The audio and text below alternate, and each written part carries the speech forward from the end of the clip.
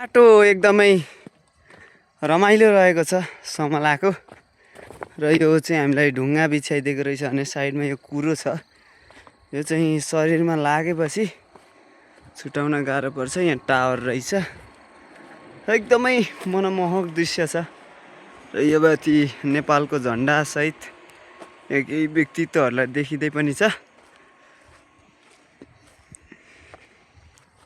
पक्कै पनि हजुरहरू पनि अवश्य भिजिट गर्न चाहिँ आउन नभुल्नु होला। मोरङ समला डाँडा अहिले भर्खरै आन्तरिक पर्यटनहरूलाई बटुल्दै गरेको ठाउँ। कस्तो भइरहेछ साथीहरू हिँड्दा? गाड मस्क्यो? गाड कहाँको मस्क्यो? नजरा त बबाल छ नि। आऊ छिटो आऊ। उज्जवल त्यो पारी देखिएको ऊ त्यो डाँडा छ नि, ट्याम्के जस्तै लागिरहेछ मलाई। चुच्चो क्या। ल दाजु तपाईँको गलो खुट्टा। ल यहाँबाट चाहिँ तल पनि रहेछ र पहिरो गएछ तर पन्साएर सडक चलिरहेछ भने डाँडा यहाँ आइपुग्नै आँटेको छ। हिँडे डाँडा जाने बाटो एकदमै ढुङ्गाको रहेको छ है। सर्र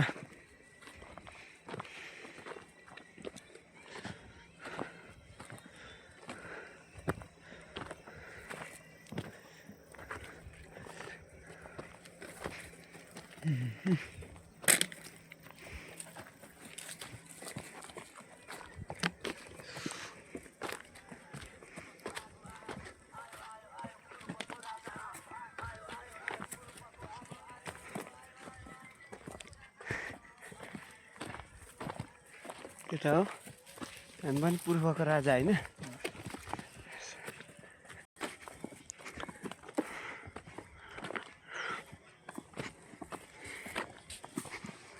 हिँडौँ साथी हो हिँडौँ। उज्जवल ऊ पनि बबालै छ है। त्यो के भन्छ हामी गएको थियौँ नि तोपथुम्की। ए तोपथुम्की नै त हो नि होइन? हो त्यो नि राम्रो छ नि। तोपथुम्की बबाल छ बरु।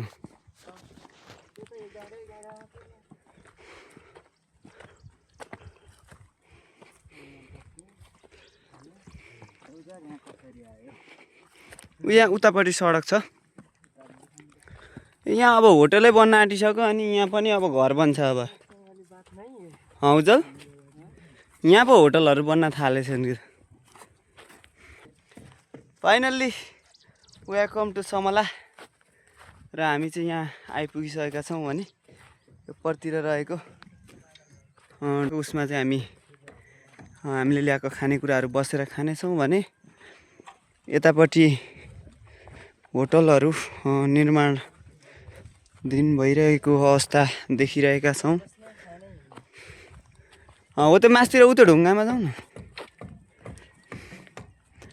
र यहाँ एकदमै रमाइलो छ। तर टक्क गाउँ हेर्ने यहाँ नेचुरल ढुङ्गाहरूमा टक्क बसेर खाने है।